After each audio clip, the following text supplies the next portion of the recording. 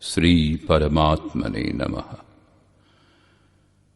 যথার্থ গীতা, শ্রীমদ্ ভগবদ গীতা, অথ পঞ্চদশ অধ্যায়। মহাপুরুষগণ বিভিন্ন দৃষ্টান্ত দ্বারা সংসারকে বোঝাবার চেষ্টা করেছেন। কেউ সংসার অরণ্য বলেছেন, কেউ সংসার সাগর বলেছেন। অবস্থা ভেদে একেই ভবনদী, ভবকূপ বলা হয়েছে এবং কখনো এর তুলনা গোষ্পদের সঙ্গে করা হয়েছে, অর্থাৎ ইন্দ্রিয় সমূহের আয়তন যত, সংসারও ততটুকুই।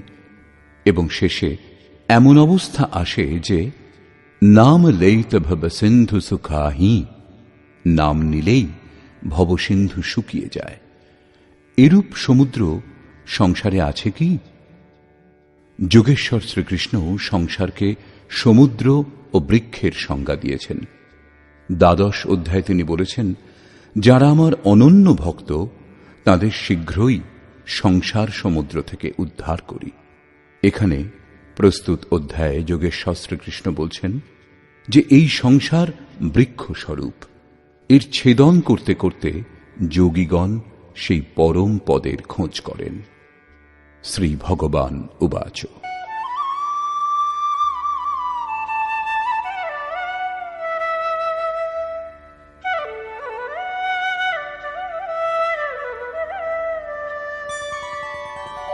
ঊর্ধ্বমূলমধঃ শাখম অশ্বত্থম প্রাহুরব্যয়ম ছন্দাংসি যস্য পর্ণানি যস্তম বেদ স বেদবিৎ।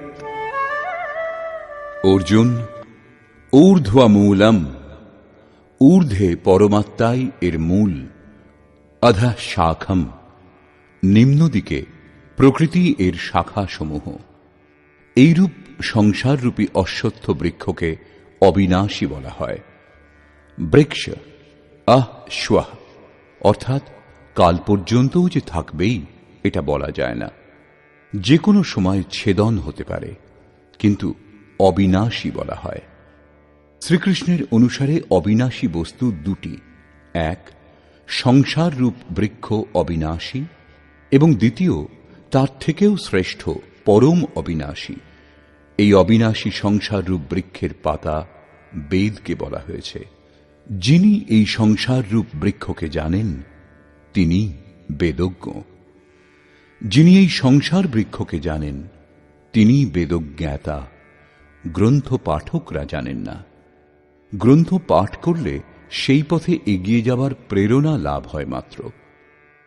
পত্রসমূহের স্থানে বেদের কি প্রয়োজন? বস্তুত পুরুষ পথভ্রান্ত হয়ে ঘুরতে ঘুরতে যখন অন্তিম জন্মগ্রহণ করে, সেখান থেকেই বেদের সেই সকল ছন্দ যা কল্যাণে সৃজন করে, প্রেরণা প্রদান করে, তারপর থেকেই বেদের উপযোগ আরম্ভ হয় এবং গমনাগমন শেষ হয়ে যায়। তিনি স্বরূপের দিকে এগিয়ে যান এবং অধশ্চোর্ধ্বং প্রসৃতাস্তস্য শাখা গুণপ্রবৃদ্ধা বিষয়প্রবালাঃ অধশ্চ মূলান্যনুসন্ততানি কর্মানুবন্ধীনি মনুষ্যলোকে। এই সংসার বৃক্ষের শাখাসমূহ গুণত্রয় দ্বারা বর্ধিত ও বিষয় ভোগরূপ পল্লব বিশিষ্ট এবং অধোদেশ ও ঊর্ধ্বদেশে বিস্তৃত। নিম্নে কীট পতঙ্গ পর্যন্ত এবং ঊর্ধ্বে দেবভাব থেকে আরম্ভ করে ব্রহ্মা পর্যন্ত সর্বত্র বিস্তৃত এবং কেবল মনুষ্য যোনিতে কর্মানুসারে আবদ্ধ করে। অন্য সমস্ত যোনি ভোগ উপভোগ করে। মনুষ্য যোনি কর্মানুসারে বন্ধন তৈরি করে।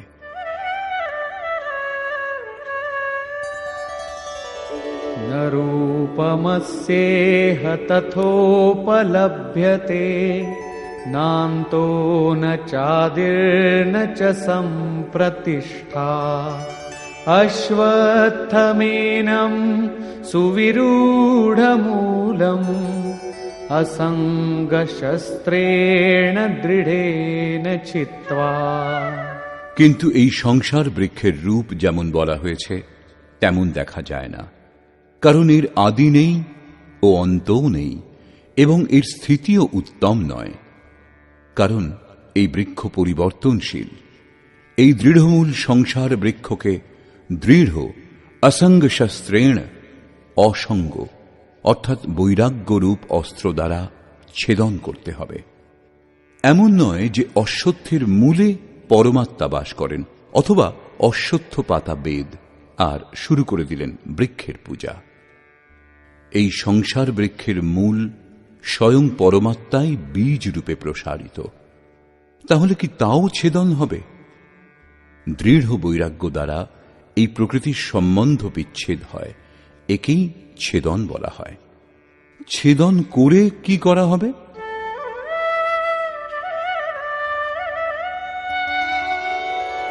ततः पदं तत् परिमार्गितव्यम्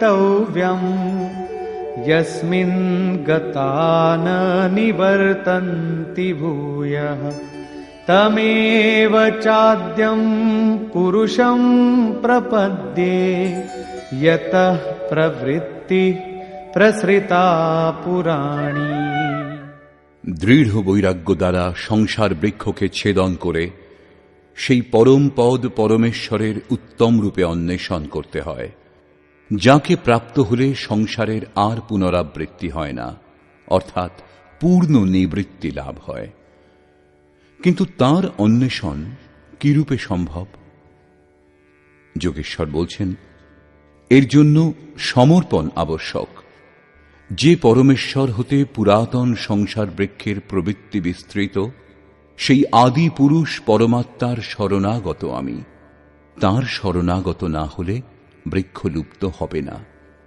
এখন শরণাগত বৈরাগ্যে স্থিত পুরুষ কিরূপে বুঝবেন যে বৃক্ষ ছেদন হয়েছে? তার পরিচয় কি? এই প্রসঙ্গে বলছেন, निर्माण मोहाजित संग दोषा अध्यात्म नित्या विनिवृत्त कामाः द्वन्द्वैर्विमुक्ताः सुख दुःख संज्ञैर् गच्छन्त्यमूढाः पदमव्ययम् तत्। উপরোক্ত প্রকার সমর্পণ দ্বারা যাদের মোহ ও মান নষ্ট হয়েছে, যারা আসক্তিরূপ সঙ্গদোষ জয়ী, অধ্যাত্ম নিত্যা পরমাত্মার স্বরূপে যাদের নিরন্তর স্থিতি, যাদের কামনা নিবৃত্ত হয়েছে এবং সুখ দুঃখরূপ দ্বন্দ্ব থেকে বিমুক্ত জ্ঞানীগণ সেই অবিনাশী পরম পদ প্রাপ্ত হন। যতক্ষণ এই অবস্থা লাভ না হয় ততক্ষণ সংসার বৃক্ষ ছেদন হয় না। বৈরাগ্যের প্রয়োজন এত দূর পর্যন্তই। সেই পরম পদের স্বরূপ কি যা লাভ করা হয়? न तद्भासयते सूर्यो न शशाङ्को न पावकः यद्गत्वा न निवर्तन्ते तद्धाम परमं मम। সেই পরম পদকে সূর্য, চন্দ্র ও অগ্নি প্রকাশ করতে পারে না। যাকে লাভ করলে সংসারে আর পুনর্জন্ম হয় না, সেটাই আমার পরম ধাম, অর্থাৎ তাদের পুনর্জন্ম হয় না। এই পদ লাভ করার অধিকার সকলের সমান। এই প্রসঙ্গে বলছেন,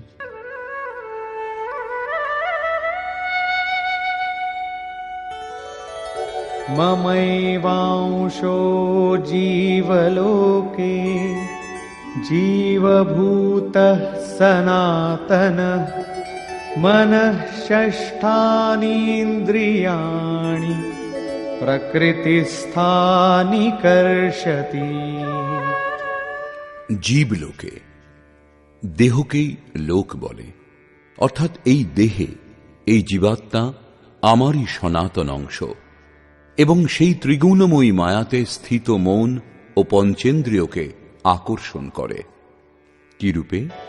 शरीरं यदवाप्नोति यच्चाप्युत्क्रामतीश्वरः गृहीत्वैतानि संयाति वायुर्गन्धानि वाशयात्।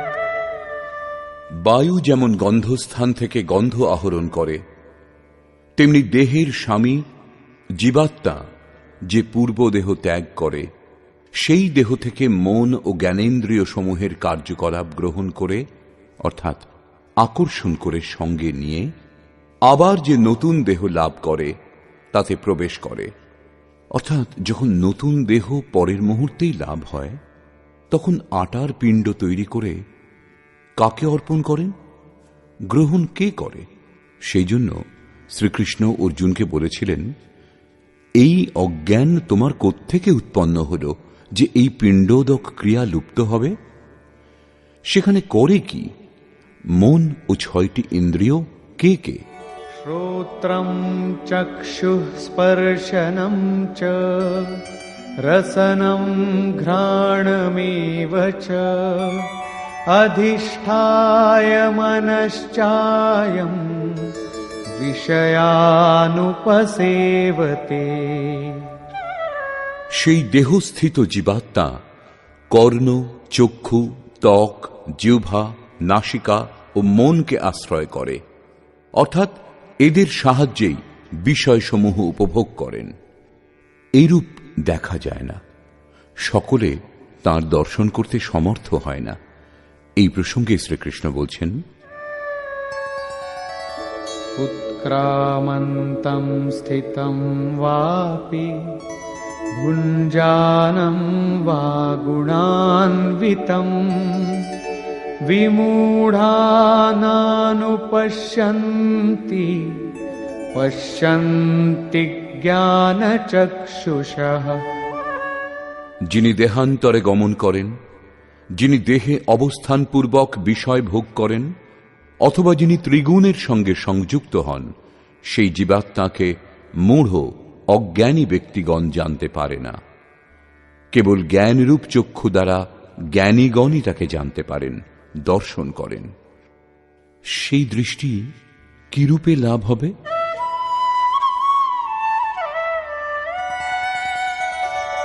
यतन्तो योगिनश्चैनं पश्यन्त्यात्मन्यवस्थितं यतन्तोऽप्यकृतात्मानो नैनं पश्यन्त्यचेतसः। যোগীগণ স্বীয় হৃদয়ে চিত্তকে সর্বদিক থেকে একত্র করে এই আত্মাকে যত্নপূর্বক প্রত্যক্ষ দর্শন করেন। কিন্তু অকৃতার্থ আত্মা যাদের, অর্থাৎ মলিন অন্তঃকরণ যাদের, সেই অজ্ঞানীগণ যত্নশীল হলেও এই আত্মাকে জানতে পারে না, কারণ তাদের অন্তঃকরণ বাহ্য প্রবৃত্তিসমূহে বিক্ষিপ্ত। চিত্তকে সর্বদিক থেকে একত্র করে অন্তরাত্মাতে যত্নশীল ভাবুকগণই তাকে লাভ করার যোগ্য হন। অতএব অন্তঃকরণ থেকে নিরন্তর সুমিরন আবশ্যক। এখন সেই মহাপুরুষগণের স্বরূপে যে সমস্ত বিভূতি লাভ হয়, যা পূর্বেও বলেছেন, সেই সকলের ওপর আলোকপাত করলেন।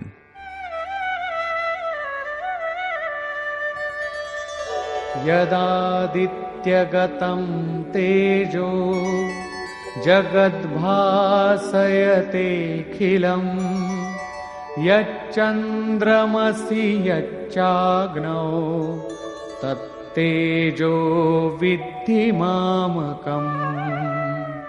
যে জ্যোতি সূর্যে স্থিত হয়ে সমগ্র জগৎকে প্রকাশ করে, যে তেজ চন্দ্রে ও অগ্নিতে আছে, সেই জ্যোতি তুমি আমার জানবে।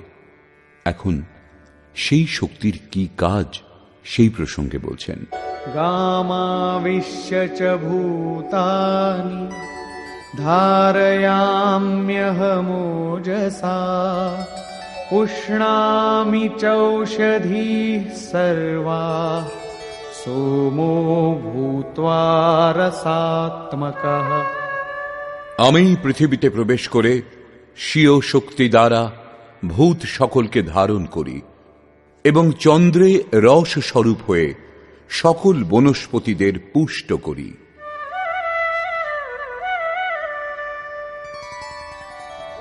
अहं वैश्वानरो भूत्वा प्राणिनां देहमाश्रितः प्राणापानसमायुक्तः पचाम्यन्नं चतुर्विधम्।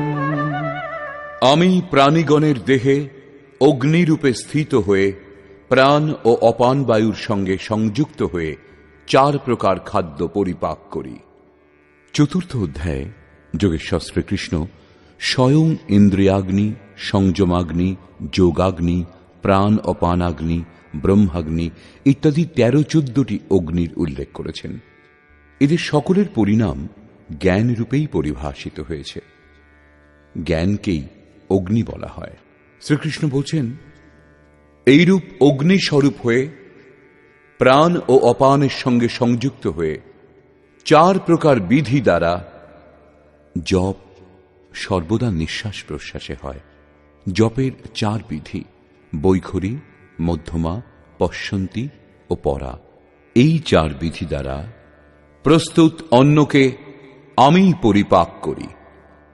শ্রীকৃষ্ণের অনুসারে ব্রহ্মই একমাত্র অন্ন যার দ্বারা আত্মা পূর্ণ তৃপ্ত হয়, আর কখনো অতৃপ্ত হয় না। দেহের পোষক প্রচলিত অন্নকে যোগেশ্বর আহারের সংজ্ঞা দিয়েছেন। বাস্তবিক অন্ন পরমাত্মা। বৈখরী, মধ্যমা, পশ্যন্তী ও পরা এই 4টি বিধি পেরিয়ে সেই অন্ন পরিপক্ক হয়। একেই অনেক মহাপুরুষ নাম, রূপ, লীলা ও ধাম বলেছেন। সর্বপ্রথম নাম জপ করা হয়। ক্রমশ হৃদয়ে ইষ্টের স্বরূপ প্রকট হতে থাকে। তারপরে তার লীলার বোধ জাগে যে সেই ঈশ্বর কিভাবে কণায় কণায় ব্যাপ্ত আছেন, কিভাবে তিনি সর্বত্র কার্য করেন। এইরূপ হৃদয় দেশে ক্রিয়াকলাপের দর্শনই তাঁর লীলা দর্শন, বাহ্য রামলীলা রাসলীলা নয়।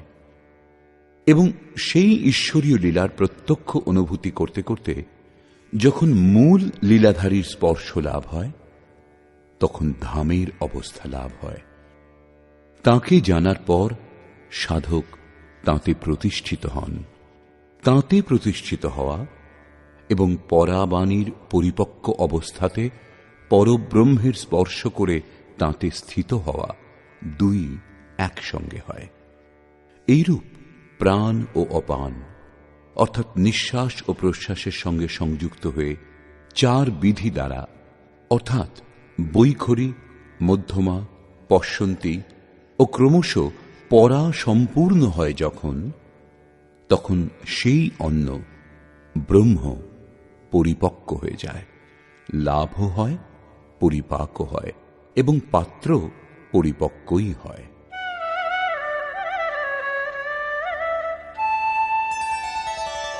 सर्वस्य चाहं हृदि सन्निविष्टो मत्तः स्मृतिर्ज्ञानमपोहनं च वेदैश्च सर्वैरहमेव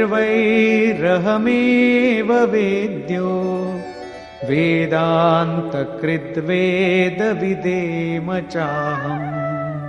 আমি সকল প্রাণীর হৃদয়ে অন্তর্যামী রূপে স্থিত আছি। আমার দ্বারাই স্বরূপের স্মৃতি উৎপন্ন হয়। স্মৃতি সুরতি, যে তত্ত্ব পরমাত্মা বিস্মৃত তাঁর স্মরণ হয়ে আসা, এই লক্ষণ প্রাপ্তিকালের। স্মৃতির সঙ্গে জ্ঞান অর্থাৎ সাক্ষাৎকার এবং অপৌহানম অর্থাৎ সকল বাধা আমার দ্বারাই শান্ত হয়। সকল বেদ মধ্যে যা জানার যোগ্য তা আমি।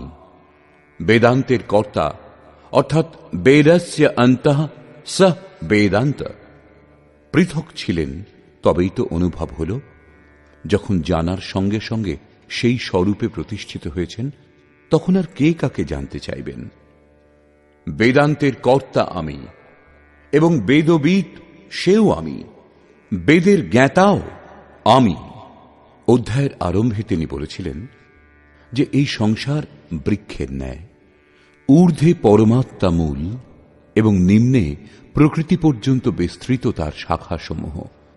যিনি এই মূল থেকে প্রকৃতির বিভাজন করে একে জানেন, মূল সহ জানেন, তিনি বেদবিদ। এখানে যোগেশ্বর বলছেন যে আমি বেদবিদ।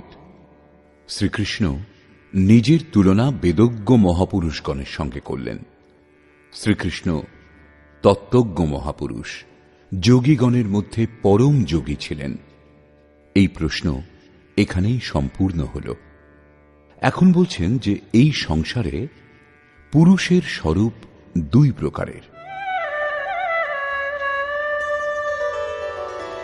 द्वाविमौ पुरुषौ लोके क्षरश्चाक्षर एव च क्षरः सर्वाणि भूतानि कूटस्थोऽक्षर उच्यते।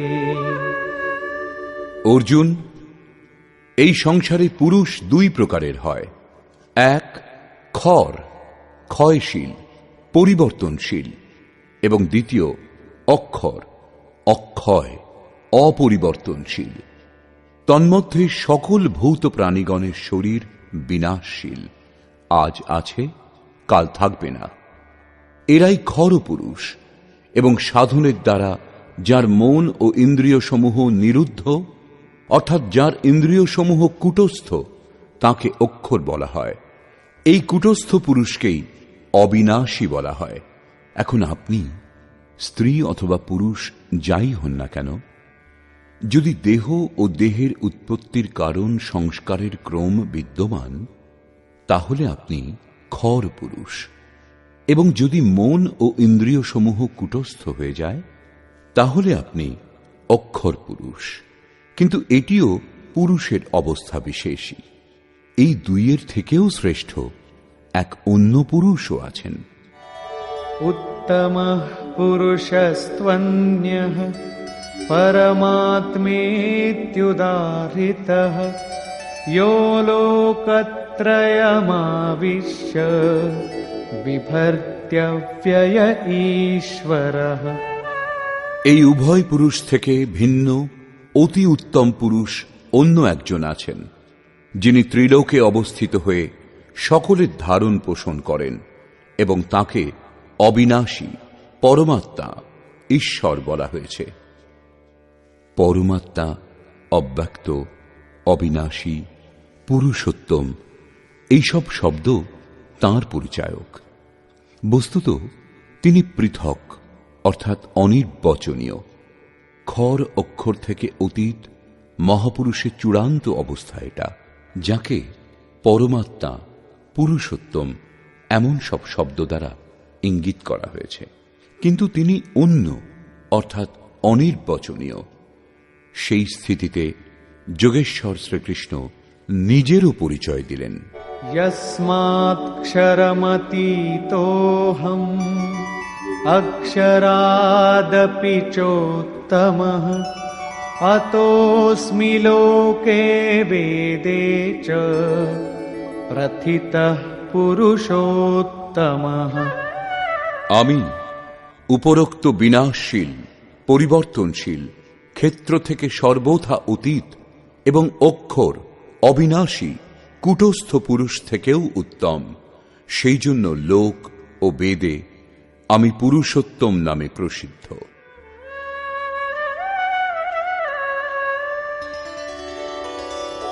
यो मामेवमसम्मूढो जानाति पुरुषोत्तमम् स सर्वविद् भजति माम् सर्वभावेन भारत। হে ভারত, উপরোক্ত এই প্রকার যে জ্ঞানী পুরুষ আমাকে, পুরুষোত্তমকে সাক্ষাৎ জানেন, তিনি সর্বজ্ঞ পুরুষ। তিনি সর্বপ্রকারে পরমাত্মারূপ আমাকেই ভজনা করেন। তিনি আমার থেকে পৃথক নন।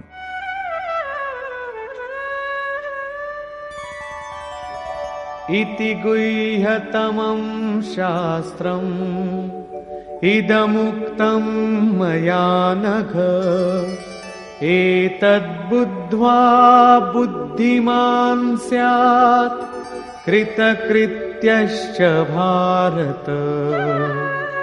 হে নিষ্পাপ অর্জুন, এইরূপ অতি গোপনীয় শাস্ত্র আমার দ্বারা বলা হল। এই তত্ত্ব অবগত হয়ে মানুষ পূর্ণ জ্ঞাতা ও কৃতার্থ হন। অতএব যোগেশ্বর শ্রীকৃষ্ণের এই বাণী স্বয়ংই পূর্ণ শাস্ত্র। শ্রীকৃষ্ণের এই রহস্য অত্যন্ত গুপ্ত ছিল। তিনি কেবল অনুরাগীদেরই বলেছেন।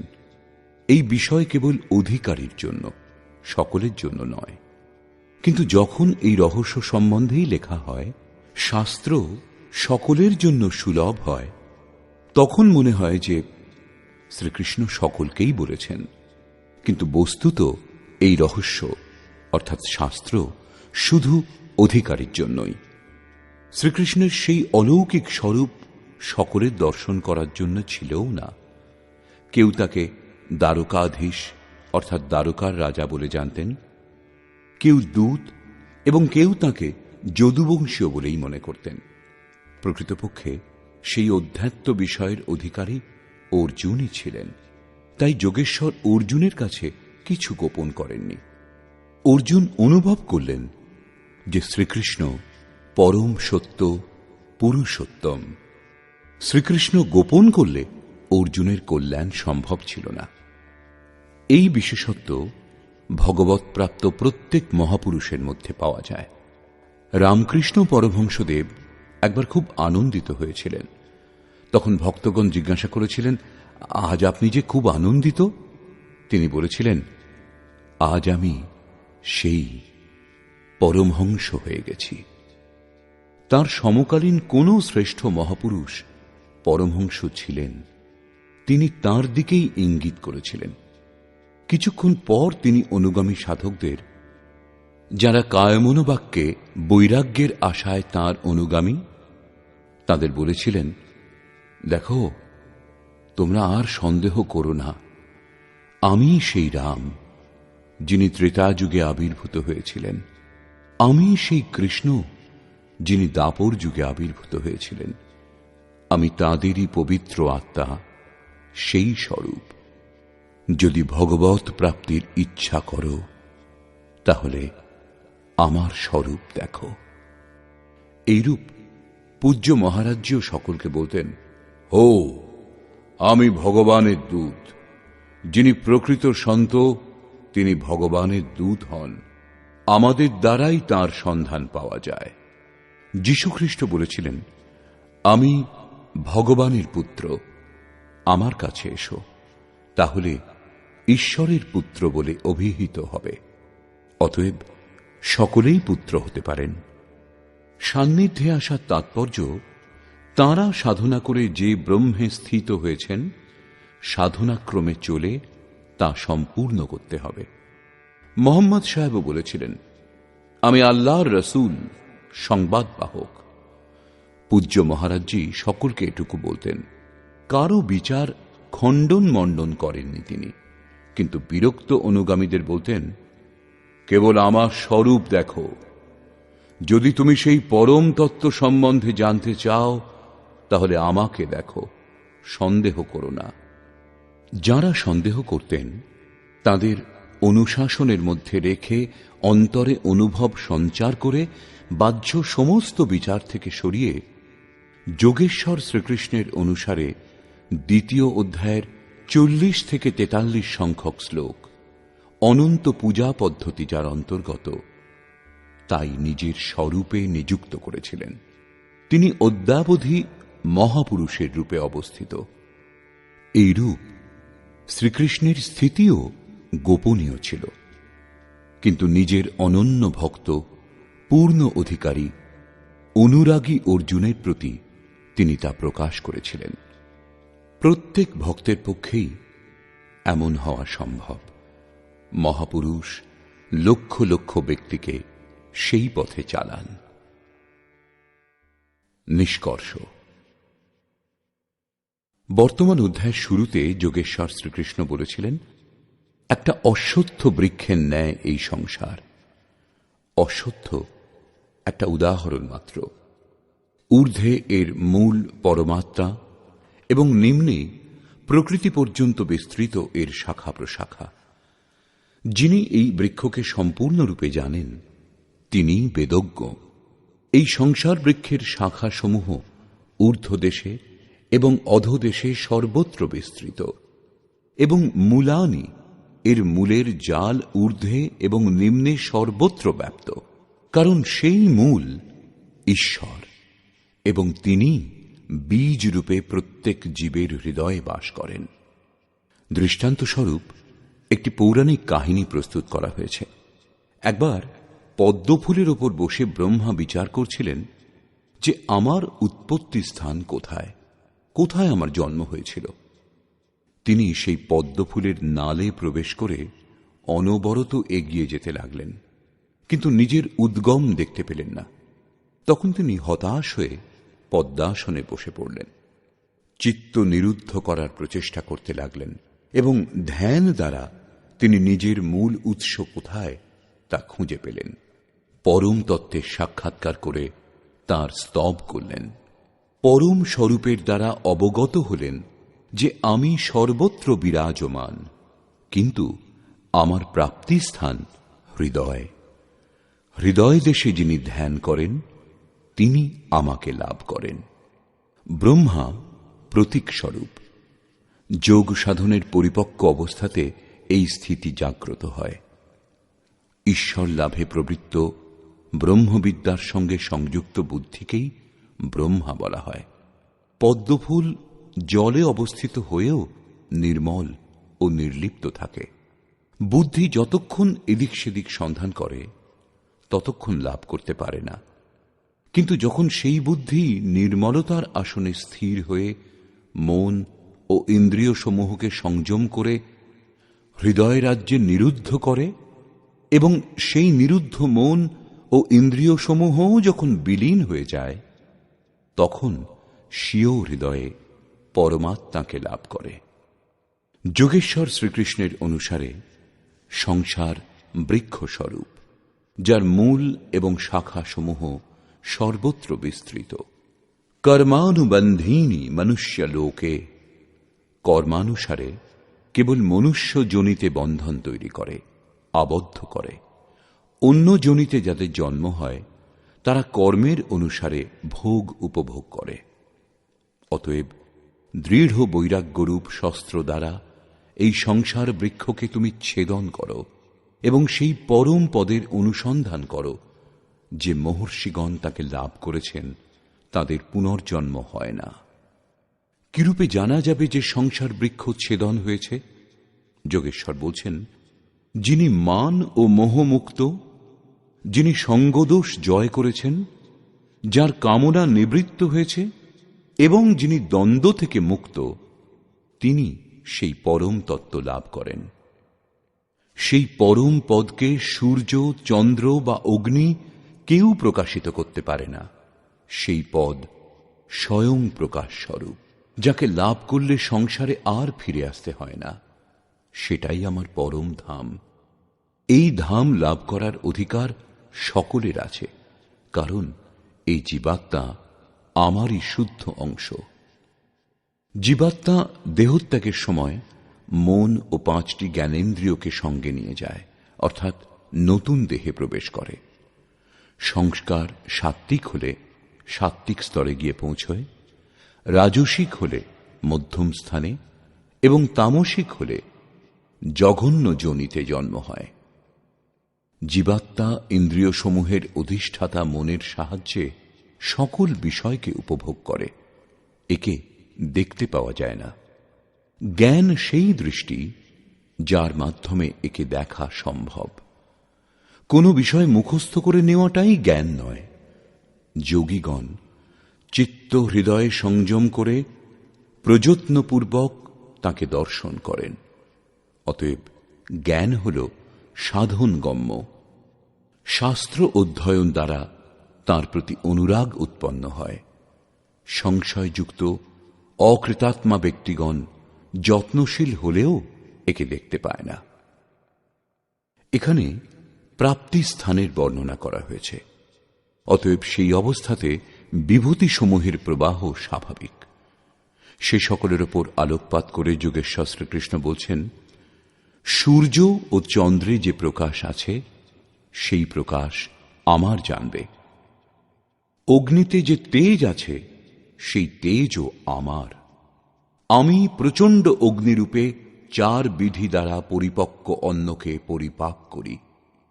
শ্রীকৃষ্ণের বাণীতে অন্ন একমাত্র ব্রহ্ম, অন্নম ব্রহ্মেতি ব্যজানাৎ।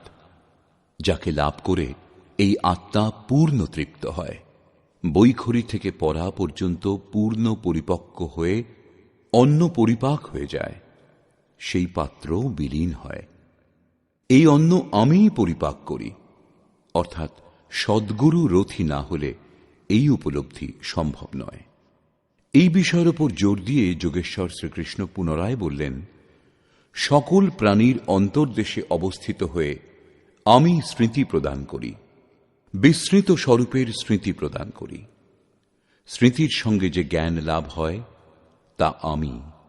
এই জ্ঞান লাভের পথে যে বাধা উপস্থিত হয় সেই বাধা আমিই দূর করি। আমি জ্ঞাতব্য এবং বিদিত হলে জ্ঞানের অন্তর্কর্তাও আমি। আমি বেদবিদ। কে কাকে জানবার জন্য প্রযত্নশীল হবে? অধ্যায়ের প্রারম্ভে বলেছিলেন, যিনি সংসার বৃক্ষকে সম্পূর্ণরূপে জানেন তিনিই বেদবিদ। যিনি এই সংসার বৃক্ষকে ছেদন করেন তিনি একে জানতে পারেন। এখানে বলছেন, আমি বেদবিদ পুরুষোত্তম, তাঁকে লাভ করার অধিকার মানব মাত্রেরই। পরিশেষে বললেন, 2 প্রকারের পুরুষ এই পৃথিবীতে আছে। সকল ভূত প্রাণীর দেহ খড়। মন যখন কূটস্থ হয় তখন এই পুরুষকেই অক্ষর বলা হয়। অক্ষর হলেও এখনো তা দ্বন্দ্বাত্মক এবং এর থেকেও শ্রেষ্ঠ, যাকে পরমাত্মা, পরমেশ্বর, অব্যক্ত ও অবিনাশী বলা হয়, তিনি সম্পূর্ণ ভিন্ন। এই অবস্থা খর অক্ষরের ঊর্ধ্বে, একেই পরম স্থিতি বলা হয়। এর সঙ্গে তুলনা করে বললেন, আমিও খর অক্ষরের ঊর্ধ্বে, আমি সেই, তাই লোকে আমাকে পুরুষোত্তম বলে। এইরূপ যারা উত্তম পুরুষকে জানেন সেই জ্ঞানী ভক্তগণ সদা আমার ভজনা করেন। তাদের জ্ঞানে পার্থক্য নেই। অর্জুন, এই অত্যন্ত গোপনীয় রহস্য সম্বন্ধে আমি তোমাকে বললাম। ভগবৎ প্রাপ্ত মহাপুরুষগণ সকলের সম্মুখে এ সমস্ত কথা বলেন না, কিন্তু অধিকারী ভক্তের কাছে কিছু গোপনও করেন না। গোপন করলে ভক্তের কল্যাণ কি করে হবে? বর্তমান অধ্যায়ে আত্মার 3টি স্থিতির বর্ণনা খর, অক্ষর এবং অতি উত্তম পুরুষের রূপে স্পষ্ট করা হয়েছে, যেমন এর আগে কোনো অধ্যায় বলা হয়নি। অতএব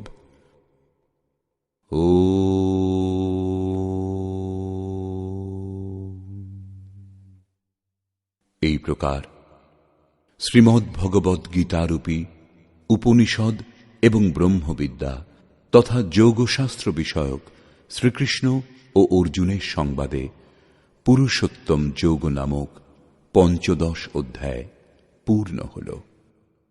এই প্রকার শ্রীমৎ পরমহংস পরমানন্দজির শিষ্য স্বামী অর্গড়ানন্দকৃত শ্রীমদ্ ভগবদ্ গীতার ভাষ্য যথার্থ গীতাতে পুরুষোত্তম যোগ নামক 15 অধ্যায় সমাপ্ত হল।